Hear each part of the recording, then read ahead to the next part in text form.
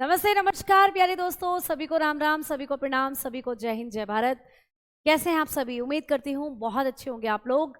मैं भावना भाटी आप सभी प्यारे साथियों का स्वागत करती हूँ आपके अपने प्यारे से परिवार रोजगार विद अंकित एप्लीकेशन पर। जल्दी से सभी दोस्त क्लास के साथ जुड़ जाइएगा, उसके बाद अपने सेशन को शुरू करते हैं, अपनी इस क्लास को शुरू करते हैं। Good evening all of you, good evening good evening good evening.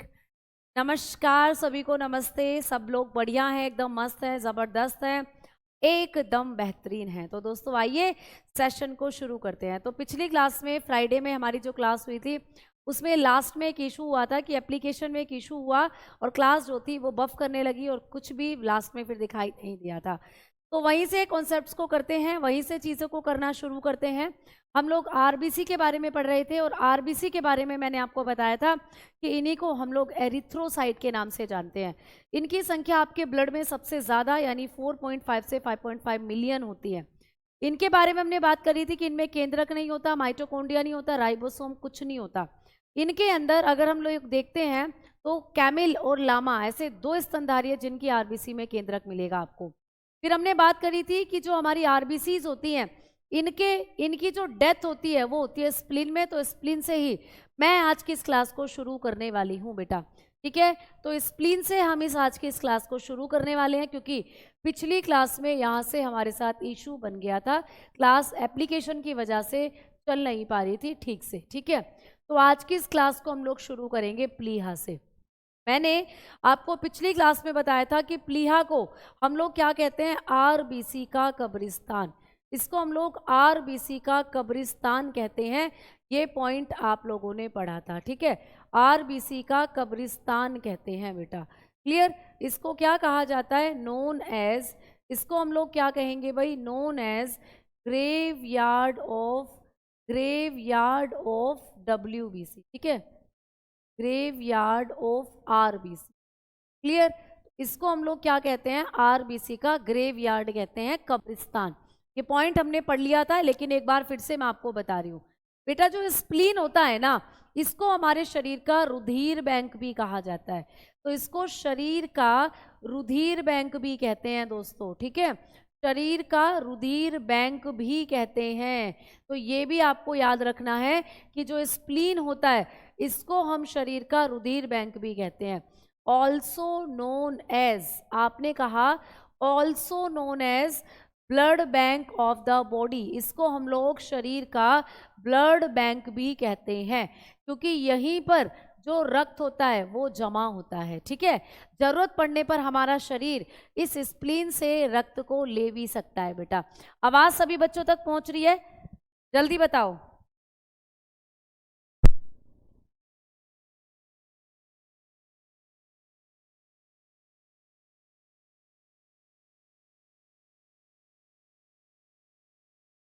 सभी प्यारे दोस्तों तक पहुंच रही है? एक बार बताएंगे सभी बच्चे?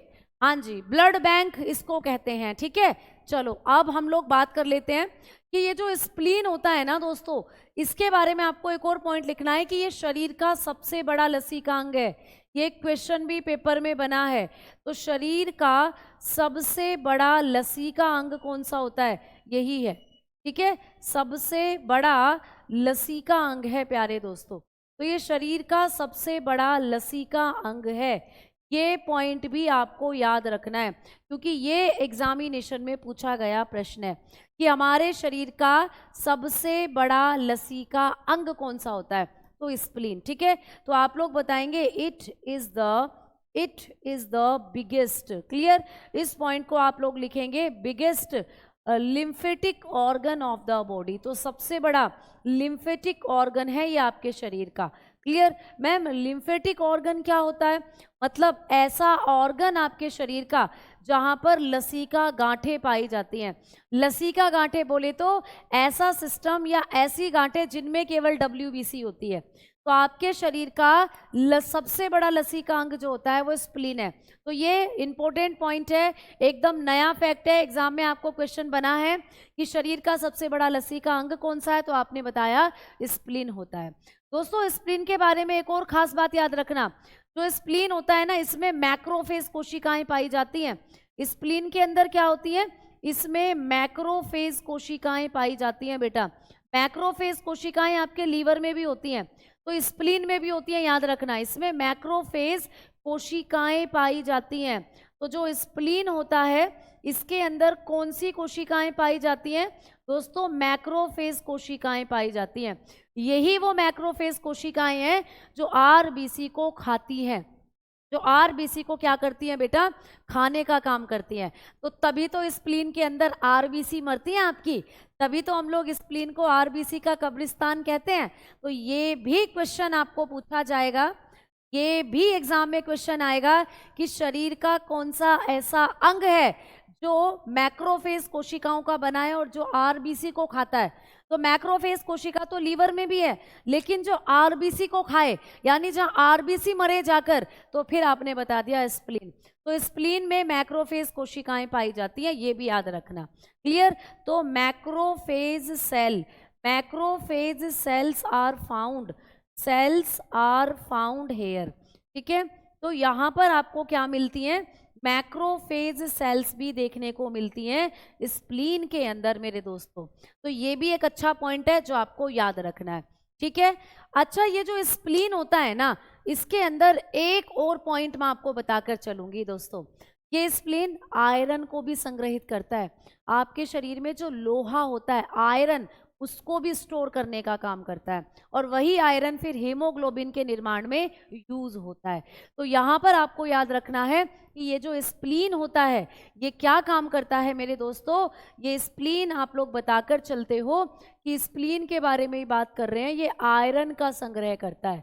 मेरे बच्चा, आपको बताना है कि ये जो प्लीहा होता है ये क्या करता है, तो आप लोग बताओगे कि यह आयरन यानी लोहे का संग्रहण करता है, लोहे को संचित करता है, ऐसे लिख लीजिए। तो यह लोहे को भी संचित करने वाला ऑर्गन है आपके शरीर में। ठीक है, तो ये क्या करता है? It stored iron. तो दोस्तों ये आयरन को भी स्टोर करता है, आयरन यानी कि लोहा, जिसका सिंबल Fe होता है। तो ये क्या करता है?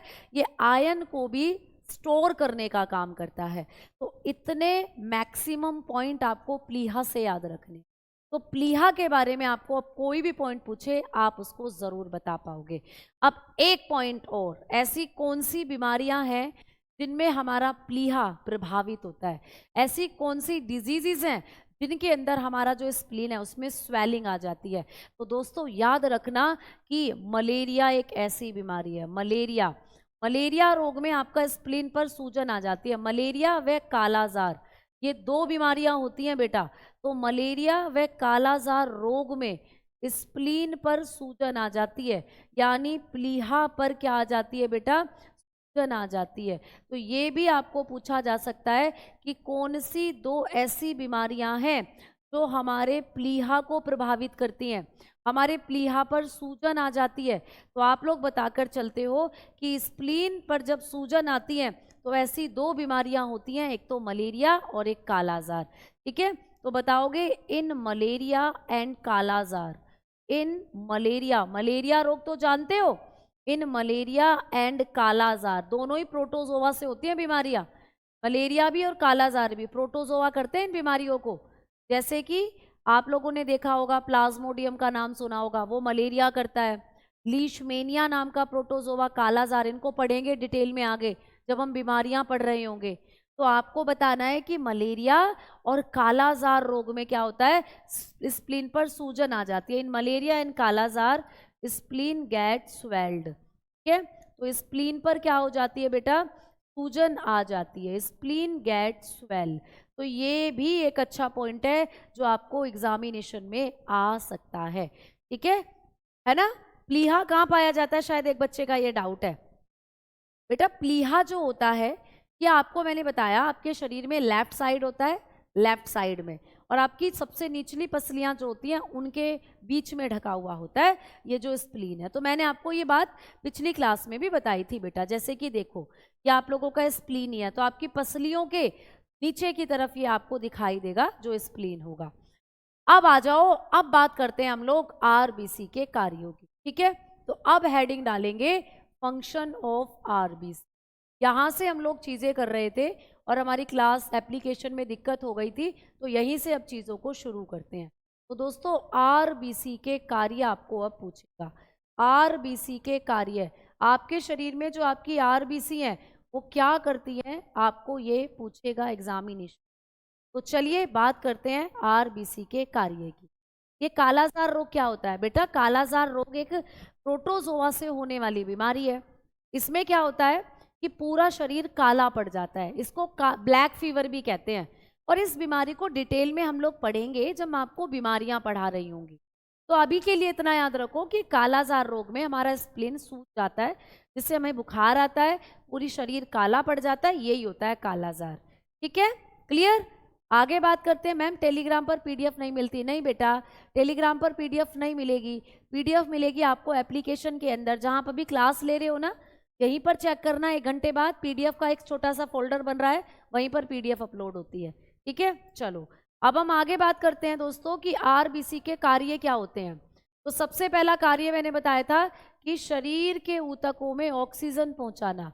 शरीर के ऊतकों में, ठीक है, जो शरीर के ऊतक हैं आपके, शरीर के ऊतकों में ऑक्सीजन को क्या करना बेटा? ऑक्सीजन पहुंचाना तथा कार्बन डाइऑक्साइड ऑक्सीजन पहुंचाना। ठीक है, तो आप लोग बताओगे कि आपके आरबीसी का क्या काम होता है? शरीर के ऊतकों में ऑक्सीजन पहुंचाना। क्लियर? एक काम तो ये हो गया। तो ये क्या करता है? Transfer oxygen to tissue, to body tissue. शरीर के ऊतकों तक क्या पहुंचाता है बेटा? ऑक्सीजन को पहुंचाता है। और मैम कार्बन डाइऑक्साइड को भी लाता है? बिल्कुल। तो दूसरा काम क्या हो जाता है? ऊतकों से फेफड़ों तक कार्बन डाइऑक्साइड लाना। ऊतकों से फेफड़ों तक कार्बन डाइऑक्साइड लाना। ठीक है, फेफड़ों तक CO2 को लाना। तो ये काम भी किसका होता है? आरबीसी का होता है। ठीक है, तो आरबीसी का काम क्या होता है? ट्रांसफर CO2 बोले तो carbon dioxide, transfer CO2 to lungs from tissue. तो आपके शरीर के जो टिश्यू हैं, टिश्यू बोले तो आपके जो ऊतक हैं या आपके शरीर के जो अंग हैं, उनसे जो कार्बन डाइऑक्साइड होती है उसको फेफड़ों तक लाना, और फेफड़े उस कार्बन डाइऑक्साइड को बाहर निकाल देंगे। ये काम करती हैं आपकी आरबीसी। कैसे? समझना बहुत अच्छे से। कैसे मेरे दोस्तों? देखो समझना।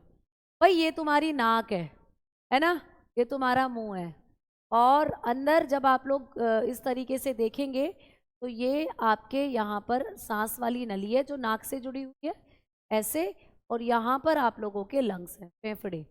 तो यहाँ पर ये क्या है? आपके लंग्स हैं, फेफड़े हैं। तो जब आप सांस लेते हो तो ऑक्सीजन गैस अंदर जाती है ऐसे ऐसे, और आपके फेफड़ों में ऑक्सीजन चली जाती है। ठीक है, अब फेफड़ों से ये ऑक्सीजन पहुंचेगी आपके रक्त में। देखो ये रक्त है, ये आपकी बॉडी में ब्लड बह रहा है, और ये रक्त में आरबीसी है। तो ये ऑक्सीजन किसके अंदर चली जाती है? आरबीसी के अंदर चली जाती है ऑक्सीजन।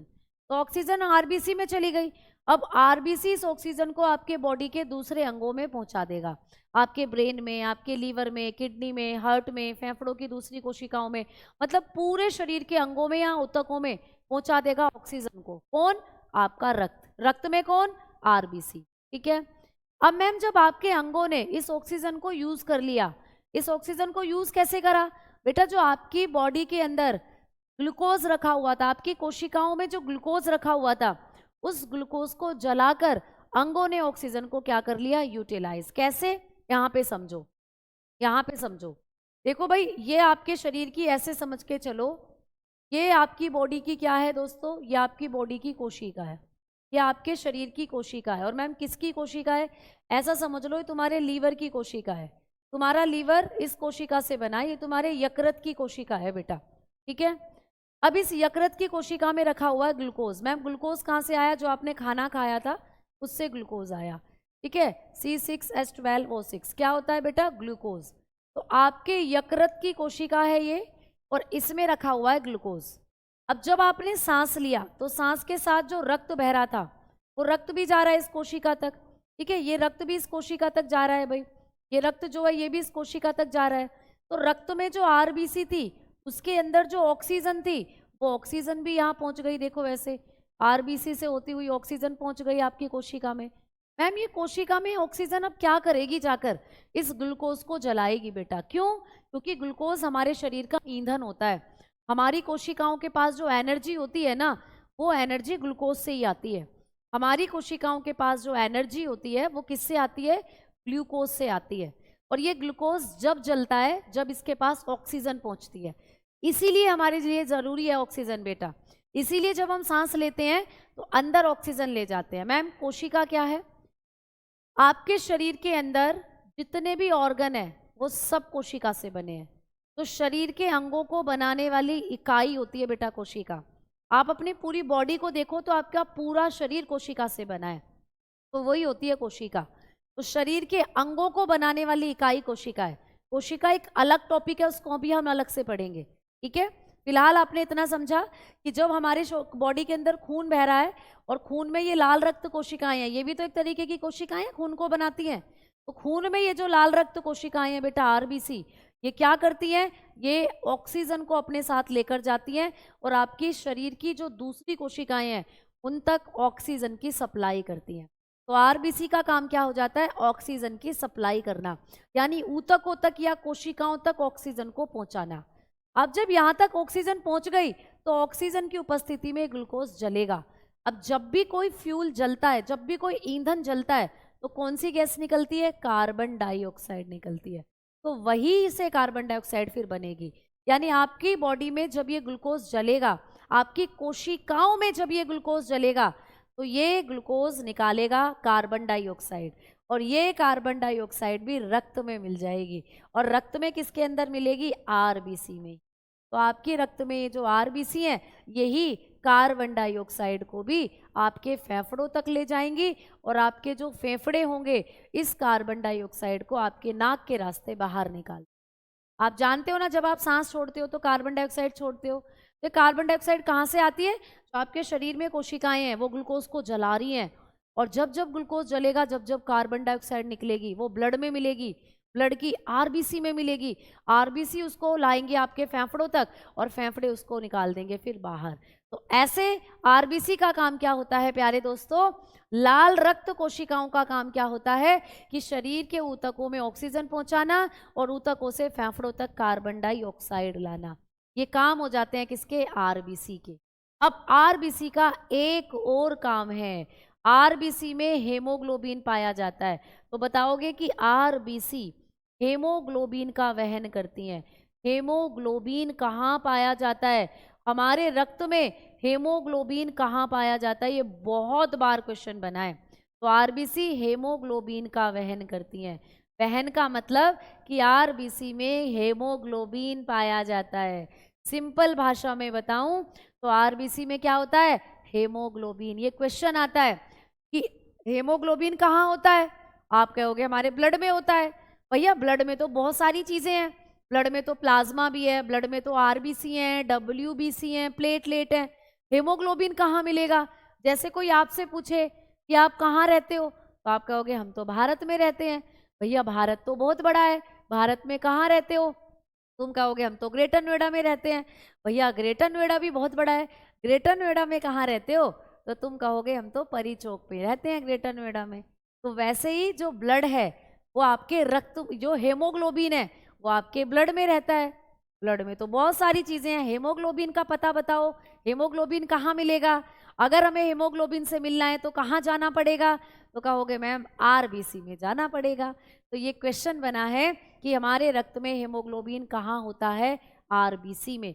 तो आरबीसी हेमोग्लोबिन का वहन करती हैं, ठीक है। तो आप लोग बताएंगे आरबीसीज कैरी हेमोग्लोबिन। तो ये हेमोग्लोबिन को कैरी करती हैं।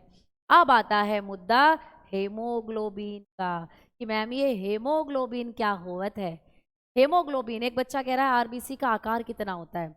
बेटा जब हम आरबीसी के आकार की बात करते हैं तो आरबीसी आपके शरीर में जो होती हैं इनके अगर साइज की बात करते हैं, आरबीसी के अगर साइज की बात करते हैं, एक डाउट है बच्चे का, क्लियर कर देती हूँ।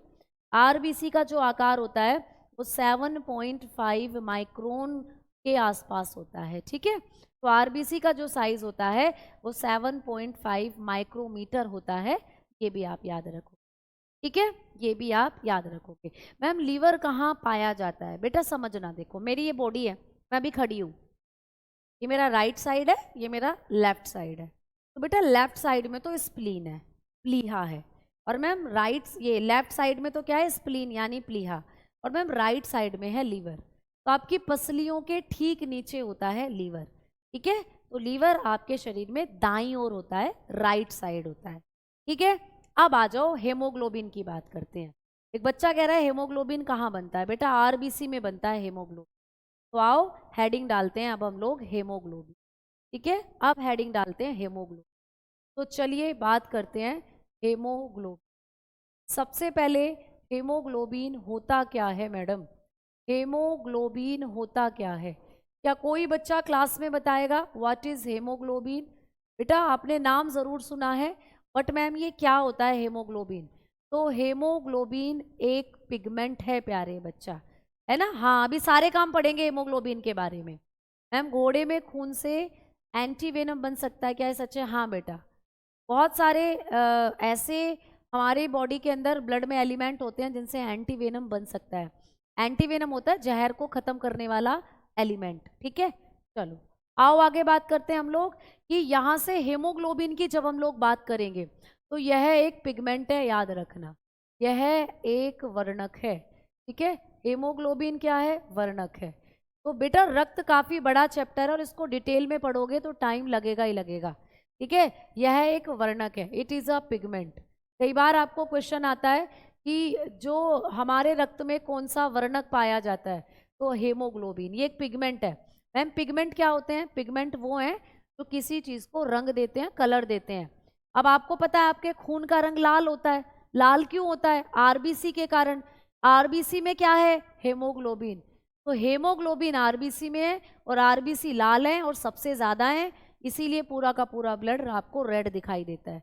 तो ये एक पिगमेंट है बेटा। जैसे हम होली वाले दिन एक दूसरे को रंग लगाते हैं, वही होली है तो मैंने तुम्हें नीला रंग लगा दिया तो तुम नीले हो गए, मैंने तुम्हें काला रंग लगा दिया तो तुम काले हो गए, मैंने तुम्हें गुलाबी रंग लगा दिया तो तुम गुलाबी हो गए। तो होली वाले दिन हम सब एक पिगमेंट बन जाते हैं, हम दूसरों को रंगने का काम करते हैं। सिमिलरली हेमोग्लोबिन भी एक पिगमेंट है, ये आपके खून को रंगने का काम करता है, ये आपके खून को लाल रंग देता है, ठीक है। तो हेमोग्लोबिन क्या होता है बेटा? पिगमेंट। तो बताओगे यह रक्त को लाल रंग देता है, यह रक्त को लाल रंग प्रदान करता है। तो ये भी क्वेश्चन आपने कई बार सुना होगा कि रक्त को लाल रंग कौन प्रदान करता है? तो हेमोग्लोबिन। तो ये क्या काम करता है दोस्तों? It provide red colour, it provide red colour to blood, red colour to blood. तो हमारे ब्लड को ये रेड कलर देने का काम करता है। हो गई बात क्लियर? अब ये खत्म। मैंने आपको क्वेश्चन भी पूछा था जब हमारे डेमो चल रहे थे कि रक्त को लाल रंग कौन देता है, तो आपने बताया था हेमोग्लोबिन। तो अब आ गया ना समझ में कि हमारे खून का लाल रंग इसी की वजह से, हेमोग्लोबिन की वजह से।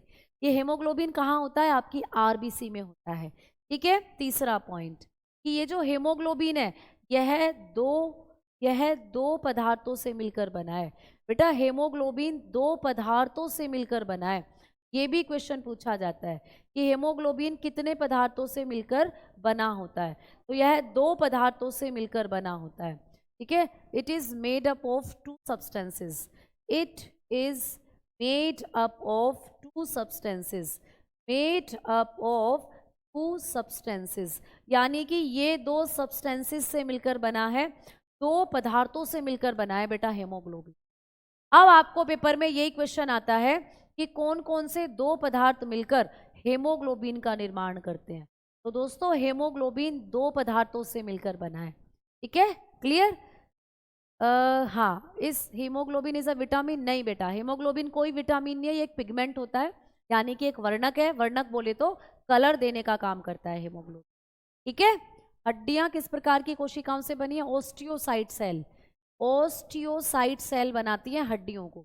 जब हड्डी वाला चैप्टर पढ़ेंगे ना तो वहां बताएंगे आपको, ठीक है। रेड ब्लड रेड ही क्यों होता है मैम? ब्लू या येलो क्यों नहीं? इसलिए रेड होता है क्योंकि आपके ब्लड में हेमोग्लोबिन है, ये रेड कलर देने का काम करता है। क्यों देता है रेड कलर? अभी वही बता रही हूँ, ठीक है। तो ये हेमोग्लोबिन दो चीजों से मिलकर बना है, एक इसके अंदर होता है बेटा हेम, एक इसमें पाया जाता है दोस्तों हेम, ठीक है, और एक इसके अंदर होता है ग्लोबिन, ठीक है। तो नाम से पता चल रहा है हेम ग्लोबिन। तो हेमोग्लोबिन दो शब्दों से मिलकर बना है, हेम और ग्लोबिन। अच्छा मैम हेम क्या होता है, ये पूछ ले हमसे कि हेमोग्लोबिन में हेम क्या है। तो बेटा हेम का मतलब होता है आयरन यानी कि लोहा। हेम का मतलब होता है आयरन यानी कि लोहा। अब आपने कई बार सुना होगा कि जब हमारे शरीर में खून की कमी होती है तो डॉक्टर आयरन की गोलियां खाने को देता है। डॉक्टर कहता है तुम में खून की कमी है, लो ये आयरन की गोलियां खाओ। या हरी सब्जियां खाने को कहता है, डॉक्टर कहता है पालक खाओ, हरी फल और सब्जियां खाओ, ठीक है। तो मैम इनको क्यों देता है डॉक्टर खाने को, क्योंकि आपके शरीर में खून कम होने का मतलब हेमोग्लोबिन कम होना, क्योंकि ये हेमोग्लोबिन ही आपकी आरबीसी में है और आरबीसी की वजह से आपका पूरा रंग जो है खून का वो लाल होता है। तो खून की कमी होने का मतलब हेमोग्लोबिन का कम होना भी हो सकता है। तो इसीलिए आपके शरीर में लोहा बहुत ज़रूरी है, क्योंकि ये आयरन ही आपके हेमोग्लोबिन को बनाता है। तो हेमोग्लोबिन में दो चीज़ें होती हैं, एक तो हेम होता है, हेम का मतलब होता है लोहा यानी आयरन। पेपर में आता है कि कौन सी धातु हेमोग्लोबिन को बनाने के लिए ज़रूरी होती है, which element is essential for the formation of haemoglobin. तो बताते हो हेमोग्लोबिन के निर्माण के लिए हमें लोहा चाहिए, आयरन चाहिए। अब ऐसा नहीं है आप कहीं भी लोहा खाना शुरू कर दो, कहीं लोहे की दीवारें बनी है तो उनको खाने लग जाओ, मुझमें तो आयरन कम है लोहा खा जाऊं, ऐसे नहीं खा सकते। आप इस लोहे को ले सकते हो फल सब्जी या किसी पोषक पदार्थ के रूप में। ऐसा नहीं है कि आप कच्चा लोहा खाने लगोगे तो आपको आयरन मिल जाएगा, ठीक है। या आपको पालक से मिलेगा, गुड़ से मिलेगा, है ना, हरी पत्तेदार सब्जियों से मिलेगा, उन सब चीज़ों से मिलता है आयरन। अनार में होगा, सेब में होगा, ठीक है। अब बात करते हैं ग्लोबिन की कि मैम ये ग्लोबिन क्या होता है। तो ये ग्लोबिन एक प्रोटीन है बेटा, ये ग्लोबिन क्या है, एक प्रोटीन। तो ये भी क्वेश्चन आता है, आपको आया हुआ है कि हेमोग्लोबिन में कौन सी प्रोटीन पाई जाती है। तो हेमोग्लोबिन के अंदर ग्लोबिन प्रोटीन पाई जाती है, ये भी आप याद रखोगे। तो इस प्रकार हेमोग्लोबिन दो रूपों में बना, दो रूपों से मिलकर बना है, दो चीजों से मिलकर बना है, हेम और ग्लोबिन। अच्छा मैम ये हेम यानी ये लोहा ये किस रंग का होता है। तो दोस्तों ये लाल रंग का है। ये हेमोग्लोबिन में जो लोहा होता है, आयरन जो होता है, ये लाल रंग का होता है। अच्छा मैम ये ग्लोबिन जो प्रोटीन है ये भी कैसी होती है, ये भी लाल है प्यारे बच्चा। ये प्रोटीन भी कैसी है, रेड है। तो इसीलिए आपका हेमोग्लोबिन भी रेड हो जाता है। और ये आरबीसी में होता है तो आरबीसी रेड हो जाती है, और आरबीसी आपके खून में सबसे ज़्यादा पाई जाती है, इसीलिए पूरा का पूरा खून ही लाल नज़र आने लगता है, लाल आपको नज़र आने लगता है। नोएडा में जाता हूँ तो आप सब मिलेंगे बेटा, बिल्कुल ग्रेटर नोएडा, अगर सेंटर ग्रेटर नोएडा में जाता है तो बिल्कुल मिलेंगे। नॉलेज पार्क में हमारा सेंटर है, आप आ सकते हो, ठीक है। चलो तो ये आपको समझ में आया हेमोग्लोबिन के बारे में। अब बात करते हैं कि मैम हेमोग्लोबिन जो होता है, इस हेमोग्लोबिन का अमाउंट कितना होता है, ये भी पेपर में आता है ना, अमाउंट ऑफ हेमोग्लोबिन। जैसा कि आपने अभी कहा कि ये हेमोग्लोबिन हमारे शरीर में कम हो जाता है ना, तो मैम ये कितना होना चाहिए हमारे शरीर में, है ना। हेमोग्लोबिन की मात्रा आपको पूछेगा, हेमोग्लोबिन की मात्रा, ठीक है। हेमोग्लोबिन की मात्रा आपको पेपर में पूछ कि भाई हेमोग्लोबिन जो होता है इसकी मात्रा हमारे शरीर में कितनी होती है। तो हेमोग्लोबिन की मात्रा की बात करें तो ये अलग अलग पूछी जाती है। ये बॉयज़ में कितनी होती है ये पूछता है, लड़कों के खून में हेमोग्लोबिन कितना होता है ये आपको पूछेगा, और गर्ल्स जो होती हैं उनके शरीर में हेमोग्लोबिन कितना होता है। तो लड़कों और लड़कियों के शरीर में हेमोग्लोबिन की मात्रा पूछी जाती है, ठीक है ना।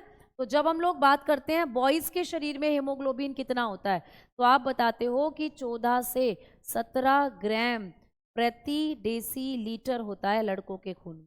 तो लड़कों के खून के अंदर अगर हम हेमोग्लोबिन का प्रतिशत निकालें तो 14 से 17 ग्राम डेसीलीटर होगा।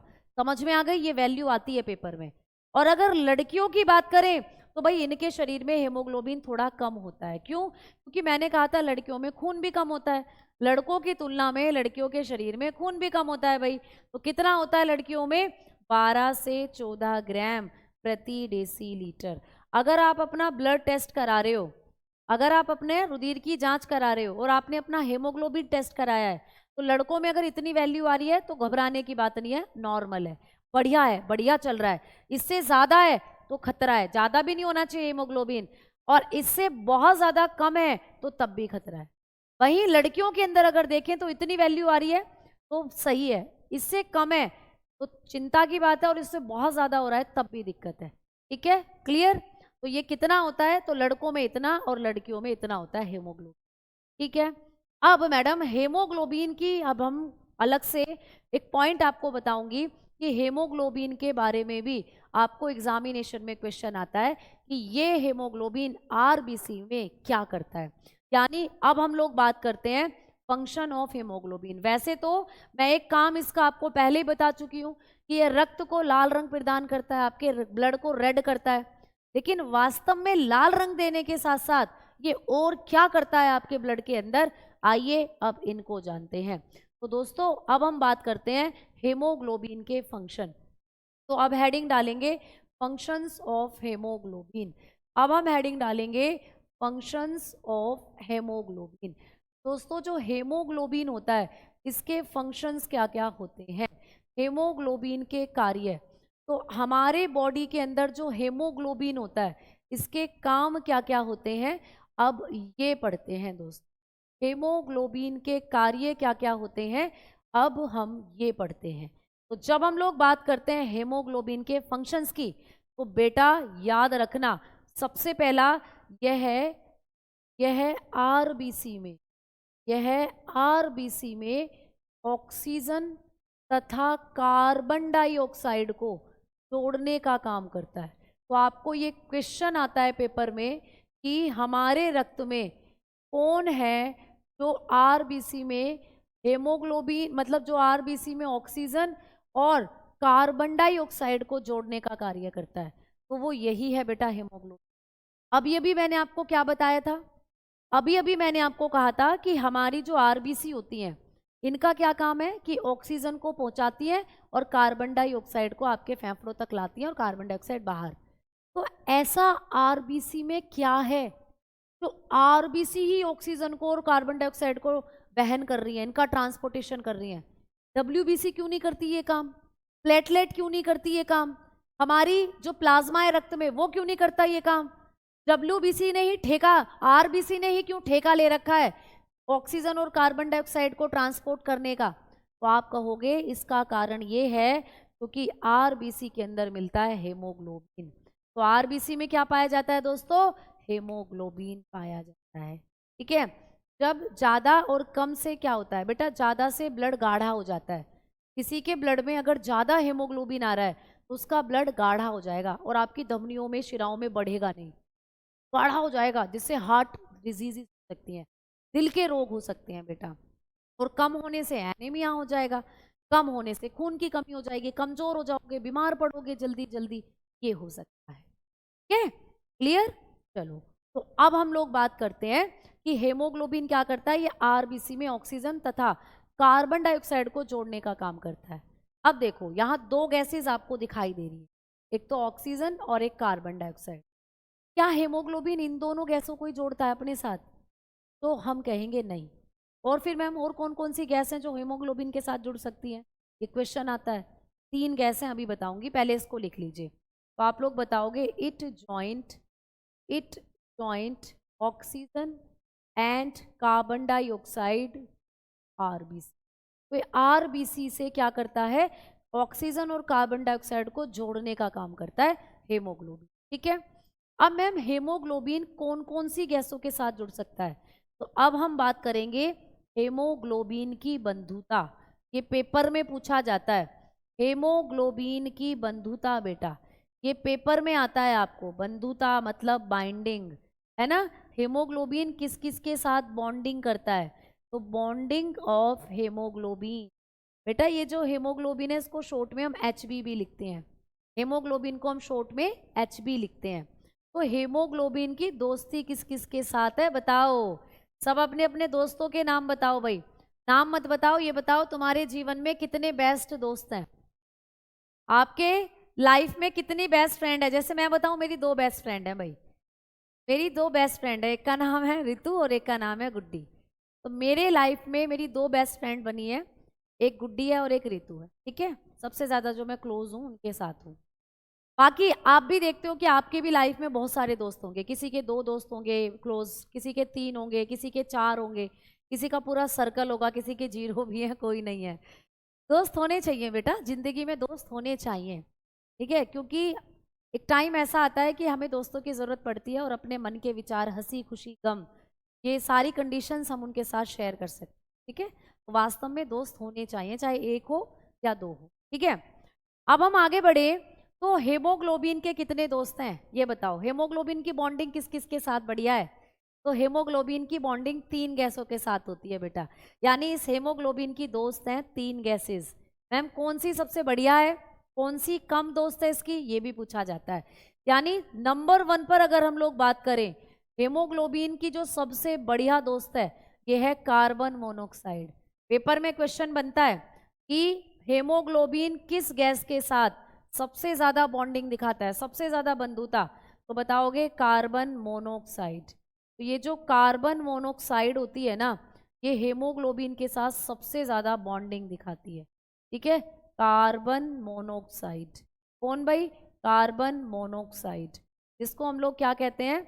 साइलेंट किलर भी बोलते हैं बेटा इसको। दम घोटने वाली गैस, हाँ दम घोट देती, सोते सोते ही मार देगी तुम्हें, साइलेंट किलर है, एकदम बढ़िया शांति वाली मौत मिलती है इससे। तो ये कार्बन मोनोऑक्साइड हेमोग्लोबिन के साथ सबसे जल्दी जुड़ती है बेटा। तो हेमोग्लोबिन की सबसे ज्यादा बंधुता किसके साथ है?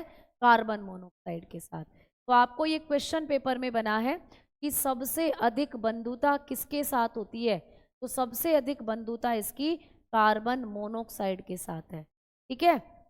मोस्ट बाइंडिंग, तो सबसे ज्यादा जो इसकी बाइंडिंग या बॉन्डिंग है वो किसके साथ होती है? कार्बन मोनोऑक्साइड के साथ। एग्जाम का क्वेश्चन है, ठीक है। तो हेमोग्लोबिन किस गैस के साथ सबसे ज्यादा सबसे जल्दी बाउंड करेगा? तो कार्बन मोनोऑक्साइड। फॉर एग्जाम्पल, जैसे कि भाई मैं अपने घर में हूं, अब मैं अपने घर में बैठी हूँ, सामने एक अंगीठी जल रही है, मैंने कमरे वमरे खिड़की विड़की सब बंद कर रखी है और ताप रही हूँ मजे से। अब सर्दियाँ आएंगी, अंगीठी जलाकर बैठोगे गर्माहट के लिए। तो जब कोई अंगीठी जलती है, जब कोई ईंधन जलता है, तो उससे भी निकलती है कार्बन मोनोऑक्साइड, ठीक है। अब जब मैं वहां पर सांस ले रही हूँ, कमरे में खिड़की दरवाजे सब बंद है, तो उस कमरे में कार्बन मोनोऑक्साइड की परसेंटेज ज्यादा हो जाती है। तो वही कार्बन मोनोऑक्साइड मेरे सांस के साथ अंदर जाने लगती है। मैंने ऐसे सांस लिया, है ना। अब सांस लिया तो ये क्या होगी प्यारे बच्चा? इसीलिए मैम कमरे में बंद, हाँ इसीलिए मौत हो जाती है। तो बेटा जब सांस लिया तो सांस के साथ यही गई अंदर, और अंदर तो हेमोग्लोबिन बैठा है, उसकी तो ये सबसे अच्छी दोस्त है। हेमोग्लोबिन तो ताक में रहता है कि कब कार्बन मोनोऑक्साइड आएगी, कब मैं उसके साथ बातें करूंगा, कब मैं उसके साथ अपने दिल की बतलाऊंगा। तो मतलब सबसे अच्छी दोस्त है हेमोग्लोबिन की ये। अब जैसे ही तुमने सांस लिया, कार्बन मोनोऑक्साइड अंदर पहुंची, अंदर बैठा है आरबीसी में हेमोग्लोबिन, हेमोग्लोबिन खुश हो गया, कार्बन मोनोऑक्साइड आ गई, आ जाओ आ जाओ आ जाओ मेरा दोस्त, मेरी प्यारी सहेली, वो आ गई। आ गई तो कार्बन हेमोग्लोबिन के साथ जुड़ गई। अब जुड़ गई तो बनेगा एक विषैला पदार्थ आपके शरीर में, कार्बोक्सी एमीन बन जाएगा। अब ये आपकी कोशिकाओं में जब जाएगा तो आपकी कोशिकाएं मरना शुरू हो जाएंगी, क्योंकि आपकी कोशिकाओं को तो ऑक्सीजन चाहिए। ऑक्सीजन के बदले कौन पहुंच रहा है? कार्बन मोनोऑक्साइड पहुंच रहा है। तो आपकी कोशिकाओं की जो ऊतक हैं वो क्षतिग्रस्त होने लगेंगे, आपका लीवर किडनी काम करना बंद कर देंगे, और आपका मजे से बेहोशी में ही आपकी मौत हो जाए। ये होता है कार्बन मोनोऑक्साइड, साइलेंट किलर है ये, साइलेंट किलर, ठीक है। तो ये दम घोट देती है और मृत्यु हो जाती है। तुमने कई बार अखबारों में पढ़ा होगा, सर्दियों में ये केस आते हैं कि गांव में 2 बाप और बेटे की मृत्यु, मतलब अंगीठी जलाकर वो क्या कर रहे थे, हाथ ताप रहे थे, और सुबह जब देखा तो दोनों मृत पाए गए। तो उनके मृत होने का कारण यही था कि अंगीठी जलाकर वो सो गए मजे से, सोते सोते अंगीठी जल रही थी, कार्बन मोनोऑक्साइड निकल रही थी, वो सांस के साथ अंदर जा रही थी, अंदर जाकर ब्लड में घुल गई और ब्लड में टॉक्सिन बना और उनकी मृत्यु सोते सोते। तो ये कारण होता है प्यारे बच्चा, ठीक है, समझ में आ गई बात? ये कारण होता है, क्लियर है ना। ये दोस्त ठीक नहीं है मैम, हाँ ये दोस्त ठीक नहीं है। अब आ जाओ, हेमोग्लोबिन दूसरा दोस्त किसको बनाता है? तो मतलब कार्बन मोनोऑक्साइड के बाद दूसरे नंबर पर इसकी तो दोस्ती होती है वो ऑक्सीजन से। तो ऑक्सीजन, ठीक है, ये तो सभी जानते हो भाई, इसको तो प्यारी सी गैस है, ऑक्सीजन हमें जरूरी है। सुबह सुबह ठंडी हवा में बैठते हैं, सांस लेते हैं, योगा करते हैं, ऑक्सीजन शरीर में जाती है बेटा। तो ये तो अच्छा है, जितनी अच्छी ऑक्सीजन होगी आपकी बॉडी में ऑर्गन खुश होंगे। क्यों? क्योंकि उनको तो ग्लूकोज को जलाने के लिए ऑक्सीजन ही चाहिए। आपकी कोशिकाएं मुस्कुराएंगी, ऑक्सीजन आ गई है, अब हम मज़े से ग्लूकोज को जलाएंगे, मज़े से अपने शरीर के अंदर हम अच्छे से ऑक्सीजन लेवल बढ़ाएंगे। तो मतलब ये तो बहुत अच्छा है। तो दूसरे नंबर पर ये ऑक्सीजन के साथ बाइंड अप करता है। अब मैम इसकी दोस्ती सबसे कम किसके साथ है? तो सबसे कम इसकी दोस्ती होती है कार्बन डाइऑक्साइड के साथ। इसके साथ मेरे दोस्तों कार्बन डाइऑक्साइड। तो आपको ज़्यादा और कम यही चीज़ें पूछी जाती हैं। तो हेमोग्लोबिन की सबसे ज़्यादा दोस्ती किसके साथ है? कार्बन मोनोऑक्साइड के साथ। और सबसे कम जो इसकी बॉन्डिंग है वो होती है कार्बन डाइऑक्साइड के साथ। ऑक्सीजन बीच में है, ना कम ना ज़्यादा। तो सबसे कम बंधुता ये किसके साथ दिखाता है? सबसे कम बंधुता है इसकी कार्बन डाइऑक्साइड के साथ। ठीक है, लेस बॉन्डिंग। तो ये सबसे कम बॉन्डिंग जो दिखाता है वो कार्बन मोनोऑक्साइड के साथ दिखाता है। अभी तक कोई दिक्कत किसी भी बच्चे को? बताओ, पॉइंट समझ में आए भाई? तो ऐसे जैसे जैसे क्वेश्चन आएंगे ना वैसे वैसे सिमिलरली चीजें बताती चल रही हूँ। ठीक है, तो भाई ये जो हीमोग्लोबिन होता है ये 3 गैसेस के साथ मिलता है। कार्बन मोनोऑक्साइड जो कि सबसे अच्छी दोस्त है, सबसे ज़्यादा इसी के साथ मिलता है। दूसरे नंबर पर ऑक्सीजन, ना कम ना ज़्यादा, और सबसे कम कार्बन डाइऑक्साइड के साथ ये मिलता है। ठीक है, चलो अब आगे की तरफ बढ़ते हैं और अब हम लोग बात करते हैं कि मैम ये जो हीमोग्लोबिन है, ये हीमोग्लोबिन जब आपकी आरबीसी में पाया जाता है तो इस हीमोग्लोबिन को बनाने के लिए कौन कौन सी चेन, कौन कौन सी श्रृंखलाएं हैं तो इसके अंदर काम करती हैं। तो जैसा कि मैंने अभी बताया कि ये आपकी आरबीसी है और ये आरबीसी में हीमोग्लोबिन है, और हीमोग्लोबिन में एक ग्रुप होता है हेम ग्रुप जो कि लोहे को रिप्रेजेंट करता है, और इसके अंदर ग्लोबिन नाम की एक प्रोटीन होती है। ये ग्लोबिन प्रोटीन क्या काम, कैसी होती है? रेड कलर की होती है। तो ये दोनों ही रेड है, इसीलिए ये आपके ब्लड को भी रेड बना देता है। ठीक है, अब क्वेश्चन आता है कि हेमोग्लोबिन जो होता है, इस हेमोग्लोबिन के एक अणु के साथ ऑक्सीजन के, कार्बन डाइऑक्साइड के या कार्बन मोनोऑक्साइड के कितने मॉलिक्यूल जुड़ सकते हैं बेटा? तो हेमोग्लोबिन को हम शॉर्ट में HB लिखते हैं। ठीक है, अब इस हेमोग्लोबिन के साथ, एक हेमोग्लोबिन के मॉलिक्यूल के साथ 4 ऑक्सीजन के मॉलिक्यूल जुड़ सकते हैं बेटा। 4 ऑक्सीजन के अणु जुड़ सकते हैं। ठीक है, 4 ऑक्सीजन के अणु जोड़ता है ये, के अणु जुड़ सकते हैं। यानी कि जब हम लोग बात करते हैं कि मैम हेमोग्लोबिन का एक मॉलिक्यूल जो होगा, एक हेमोग्लोबिन जो है ये अपने साथ कितने ऑक्सीजन के अणुओं को जोड़ सकता है? तो 4 ऑक्सीजन के अणु जुड़ते हैं एक हेमोग्लोबिन से। ठीक है, तो आप बताते हो जॉइंट 4 ऑक्सीजन मॉलिक्यूल। तो एक हीमोग्लोबिन के मॉलिक्यूल के साथ ऑक्सीजन के कितने मॉलिक्यूल जुड़ते हैं? 4 जुड़ते हैं। कौन कौन से? जैसे कि आप लोग बात करते हैं हीमोग्लोबिन की, तो मैं आपको बताकर चलती हूँ कि मान लीजिए ये एक हीमोग्लोबिन है, ये हीमोग्लोबिन का एक मॉलिक्यूल है, और इसके साथ देखो कितने मॉलिक्यूल जुड़ रहे हैं ऑक्सीजन के? 4 मॉलिक्यूल। तो आपको ये क्वेश्चन आता है कि हीमोग्लोबिन के एक मॉलिक्यूल के साथ ऑक्सीजन के कितने अणु जुड़ते हैं? 4 जुड़ते हैं। और ये हीमोग्लोबिन जो होता है इसमें आपको 2 तरीके की चेन पाई जाती हैं। ये भी क्वेश्चन आता है कि हीमोग्लोबिन में कितने तरीके की श्रृंखलाएं पाई जाती हैं। तो जब हम लोग हीमोग्लोबिन की बात करते हैं, ठीक है, तो हीमोग्लोबिन के अंदर आपको 2 तरीके की श्रृंखलाएं पाई जाती हैं। हेमोग्लोबिन में 2 तरीके की श्रृंखलाएं पाई जाती हैं, 2 तरीके की चेन पाई जाती हैं हेमोग्लोबिन में। Haemoglobin have 2 types of chain.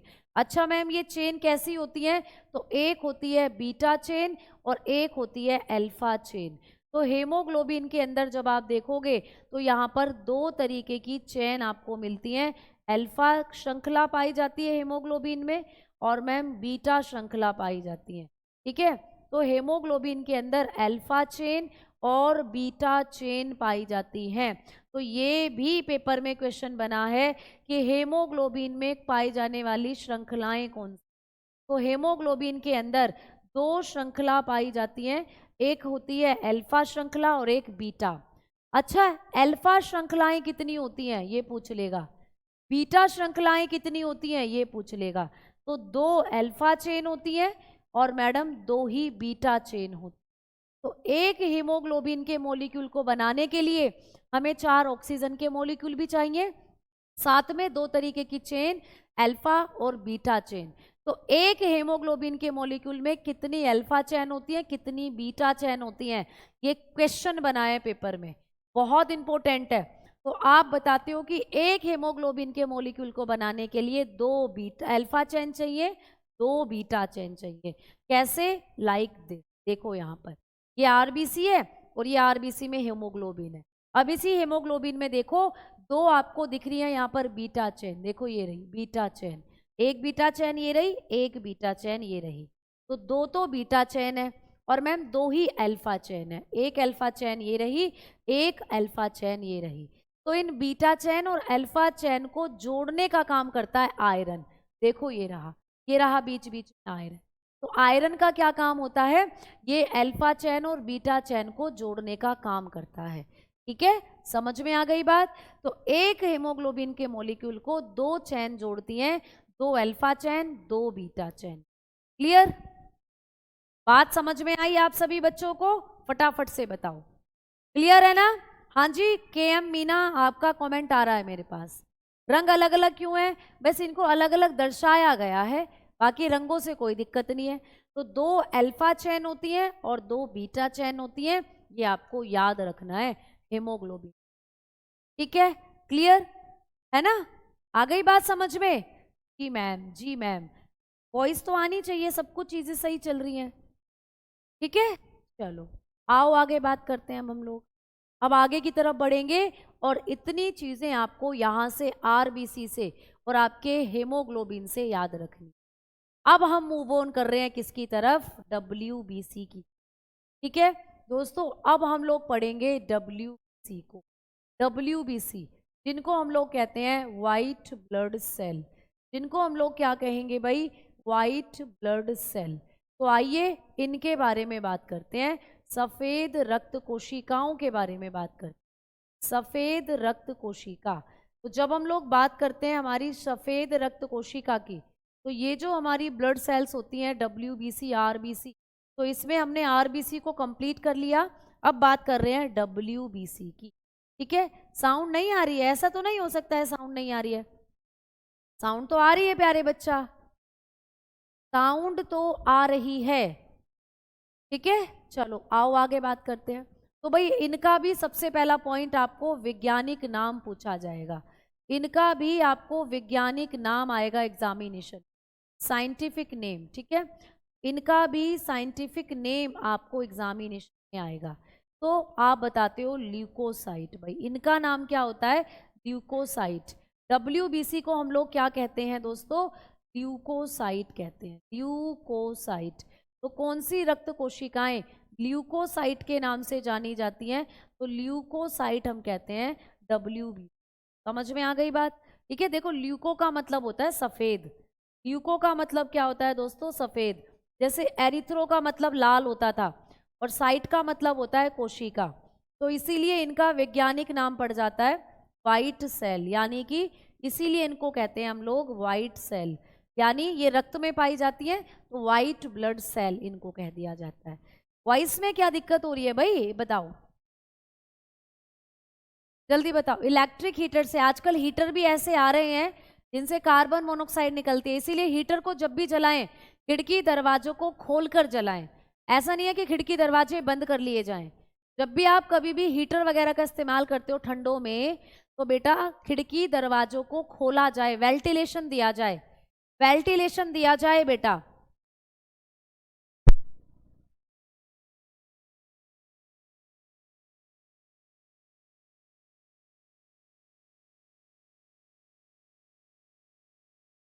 आवाज में क्या दिक्कत आ रही है बेटा? आवाज तो आनी चाहिए, वॉइस क्लियर नहीं हो रही है क्या? जल्दी बताओ, वॉइस क्लियर नहीं है मेरे प्यारे दोस्तों? फटाफट से बताएंगे, आवाज में तो कोई दिक्कत नहीं है, आवाज बिल्कुल सही है। चलो आओ आगे बात करते हैं। तो यहां से आप लोगों ने देखा कि इनको क्या कहते हैं? ल्यूकोसाइट कहते हैं।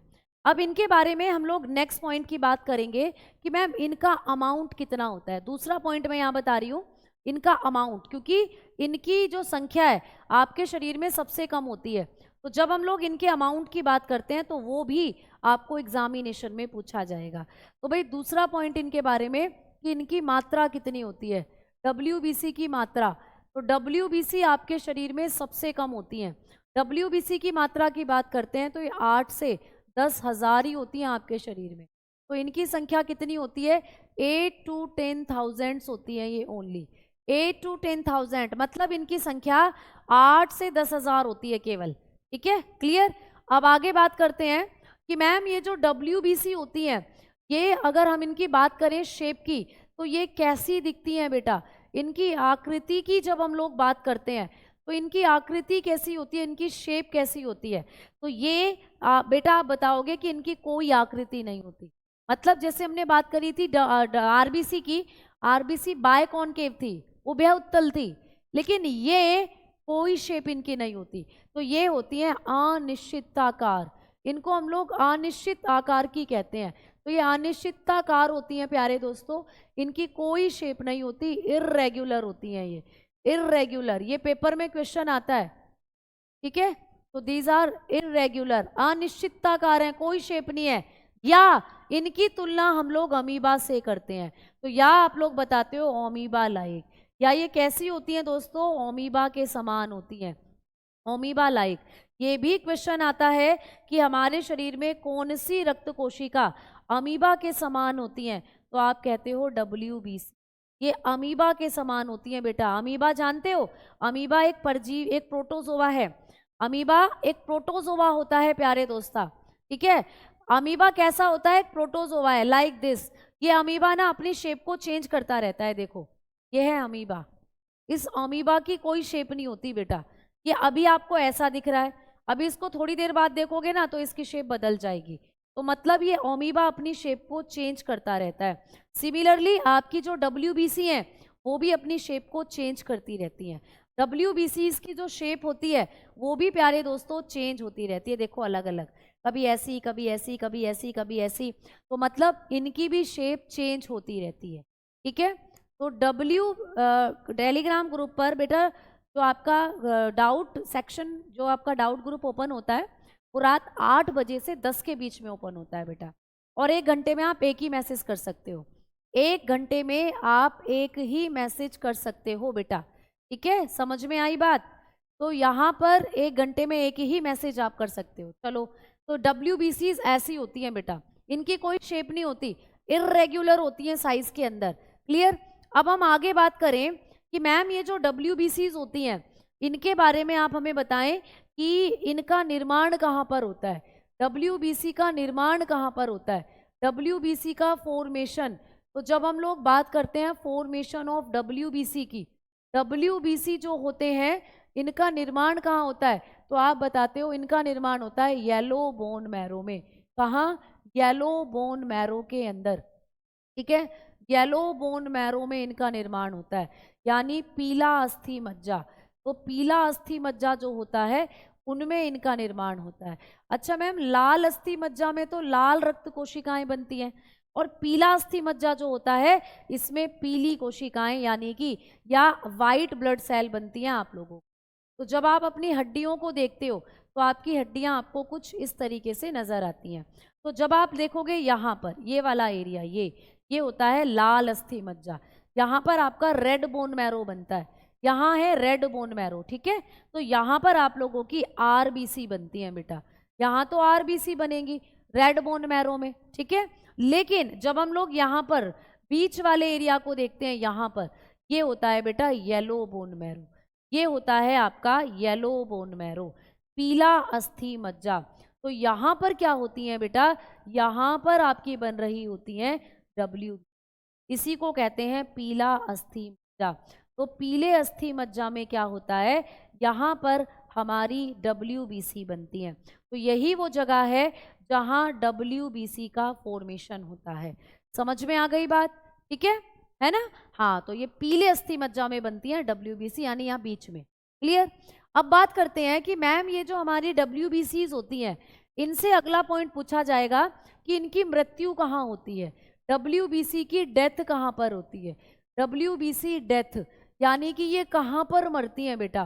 तो WBC की मृत्यु की बात करते हैं जब हम लोग, तो मुझे सारे बच्चे कमेंट सेक्शन में बताओ कि RBC कहाँ पर मर रही थी। सारे बच्चे कमेंट सेक्शन में बताओ RBC की मृत्यु कहाँ हो रही थी।